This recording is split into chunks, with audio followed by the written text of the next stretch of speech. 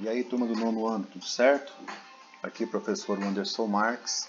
Espero que estejam todos bem, todos em paz, se cuidando e cuidando dos seus, porque o momento exige isso, ok? Grande abraço a todo mundo e vamos dar sequência então na nossa matéria.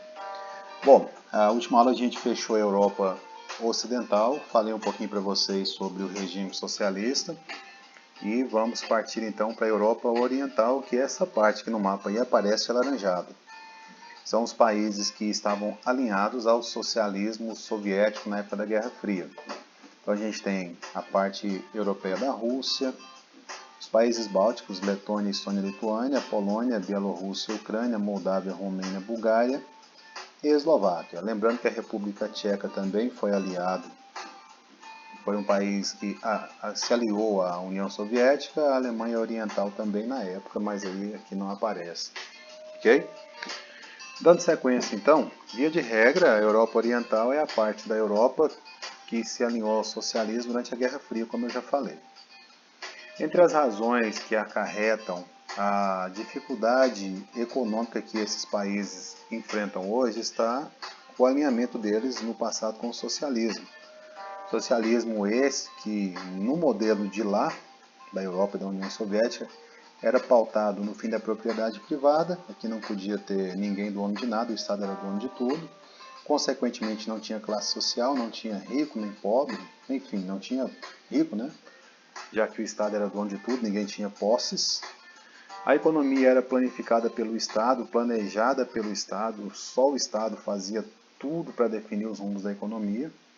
Indústrias, comércio, serviços, tudo era controlado pelo Estado. Nesses países ocorreu ditadura de um partido único, que geralmente era o Partido Comunista local, e o Estado tomou os meios de produção. Para a gente ter uma noção do que é isso, o livro faz mais ou menos isso, mas eu ampliei aqui a pesquisa, mostrando dados de 2017, fonte Banco Mundial, por exemplo. Os países de azul não são da Europa Oriental, os vermelhos são. Renda per capita é a renda dividida pela população, quer dizer, a renda média que cada um ganha por lá. Noruega, por exemplo, mais de 60 mil, Suíça quase 80, França quase 40, olha a Letônia, 15, a Rússia 10, Bulgária 8, olha a Ucrânia, 2.657 dólares por ano. Então assim, de fato a herança deixada nessa região pelo sistema socialista, do ponto de vista econômico, não foi muito boa não. Tá? Mas aí entendendo, na Europa Oriental, quem que é o grande expoente? A Rússia. Na época da influência soviética, quem era? A Rússia. Vamos então estudar um pouquinho da grande Rússia. E aí, para a gente compreender a Rússia de hoje, a gente tem que compreender a Rússia de ontem. Então vamos entender a Rússia antes da União Soviética. Quem mandava lá era um cara chamado Nicolau II, Nicolau Romanov, que era chamado de czar. Se você colocar um E aqui, vira César, né? Era uma alusão ao César, imperador romano. Ele governava de forma absolutista e extremamente violenta contra opositores. Lá existia o seguinte, na zona rural, os trabalhadores rurais viviam na pobreza e ainda pagavam muito imposto. Na zona urbana, tinha muito desemprego no meio dos operários. E aí, muitos protestos surgiram e o czar começou a entrar numa onda de mandar fuzilar manifestante contra ele em praça pública. Quer dizer, ele acabou arrumando para a cabeça dele. Por quê? Porque ele conseguiu unir dois grupos revolucionários, mas que pensavam diferentes, que eram os bolcheviques e os mencheviques. Os bolcheviques queriam unir camponês e operário para violentamente tomar o poder e introduzir o socialismo na Rússia. Os mencheviques defendiam que burgueses, patrões e trabalhadores se unissem, introduzissem um capitalismo lá, e a partir desse capitalismo é que eles migrariam para o socialismo. Apesar das divergências, bolcheviques e mencheviques acabaram se unindo contra o inimigo em comum, que era o czar Nicolau II, esse maluco aí da foto. Vamos lá, como é que o czar cai? Desculpa. Os bolcheviques começaram a preparar a Revolução Socialista. Outros grupos que não gostavam do czar, entre eles os mencheviques, se uniram na derrubada do czar. Um governo liberal provisório foi criado em 1917 sob a liderança do Partido Operário Democrata Social Russo, que a princípio tinha tudo, bolchevique, menchevique e tal. E isso quando o czar caiu. Eles já tinham detonado com o czar quando esse governo provisório surgiu. Os bolcheviques, liderados por Lenin, eles estabeleceram um poder paralelo porque eles não aceitavam os rumos que os mencheviques do Partido Operário Liberal davam para a Rússia. Esse governo provisório acabou em 1918 assinando acordo de paz com os alemães. A Alemanha sempre foi um grande inimigo da Rússia. Isso gerou novas rebeliões dentro da Rússia, dos bolcheviques do governo provisório contra os mencheviques que estavam no poder em nome do Partido Operário Democrata Social Russo. E aí o Exército Vermelho, o exército dos bolcheviques, então tomou o poder e a partir daí eles, em 1922, criaram a União Soviética. Ok? Aqui eu quero fazer só um comentáriozinho. Essa foi a última foto tirada pela família do czar.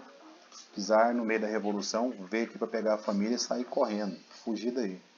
Convenceram eles que eles tinham que deixar uma foto para a posteridade e, na sequência, esse foi o cenário que ficou ali. Ó. Eles foram todos fuzilados. Esse é o cantinho onde eles fizeram a pose. Então atirou em quem estava em pé, atirou em quem estava sentado, enfim. A família toda morreu junto aí. Ok? Vamos lá, depois que virou União Soviética, essa União Soviética enfrentou algumas situações, algumas favoráveis, outras não. Por exemplo, durante a Guerra Fria, conseguiu rivalizar com os Estados Unidos e virar superpotência econômica e geopolítica. A União Soviética mantinha a indústria bélica e aeroespacial muito poderosa, só que com o tempo, o dinheiro que sobrava nessas indústrias ligadas às Forças Armadas faltava na indústria de bens de consumo. E aí começou a faltar produtos para a população, uma vez que era só o Estado que produzia isso, e isso acabou gerando insatisfação popular. Na década de 80 chega ao poder um cara chamado Mikhail Gorbachev, ele lança um programa chamado Glasnost e um programa chamado Perestroika. Então as figuras mostram a pujança da União Soviética e já a União Soviética degringolando, se desmantelando. Vamos falar então do Gorbachev e da Glasnost e a Perestroika. Esse é o Gorbachev. Glasnost é uma palavra russa que significa transparência. Essa transparência foi no âmbito político. O governo era muito fechado, as decisões eram tomadas de forma que não tinha muita transparência, enfim, decisões políticas. E aí as reformas pregavam, entre outras ações, a permissão de eleições diretas, partidos de oposição, liberdade de imprensa, sindicatos, críticas, oposições, coisa que até então não era permitida na União Soviética. Aliada à Glasnost, Gorbachev lança a Perestroika, que é a reestruturação econômica, aonde ele tentava introduzir um capitalismo na União Soviética. Reformas econômicas que introduziram relações capitalistas, transferindo recursos da indústria bélica para a indústria de bens de consumo, permitiu abertura de empreendimentos privados lá dentro, atraiu investimento estrangeiro, estabeleceu o comércio exterior com países que não eram do bloco socialista, enfim, Gorbachev deu uma nova cara para a União Soviética. Mas essas aberturas que ele permitiu acabaram levando a União Soviética ao fim. Muitas revoltas surgiram daqueles que eram adeptos do modelo que estava em vigor, enfim. Começou uma pressão, o Gorbachev então chegou a renunciar ao poder e ascendeu ao poder um cara chamado Boris Yeltsin. Esse aí da imagem, ó, dando tchauzinho para vocês. O Boris Yeltsin, em 91, acabou com a União Soviética e junto com a Bielorrússia e a Ucrânia ele criou a CEI, Comunidade dos Estados Independentes, do chamado Acordo de Minsk. A CEI é um acordo de cooperação entre os países que pertenciam à União Soviética, mas a Rússia continuava sendo líder. Em 93, o parlamento da Rússia tentou tirar o Yeltsin do poder e o que ele fez? Mandou tanque de guerra dar tiro no parlamento. Isso aqui é uma imagem da época lá e tal. Aí você imagina se o Yeltsin continuou no poder ou não. Lógico que ele continuou, né? Imagina isso aqui no Brasil. Então a gente para por aqui e a partir da próxima aula a gente retoma aí a partir do governo do Vladimir Putin, que vem na sequência do Boris Yeltsin. Ok? Grande abraço para todo mundo, fiquem com Deus e se cuidem, tá? Até mais.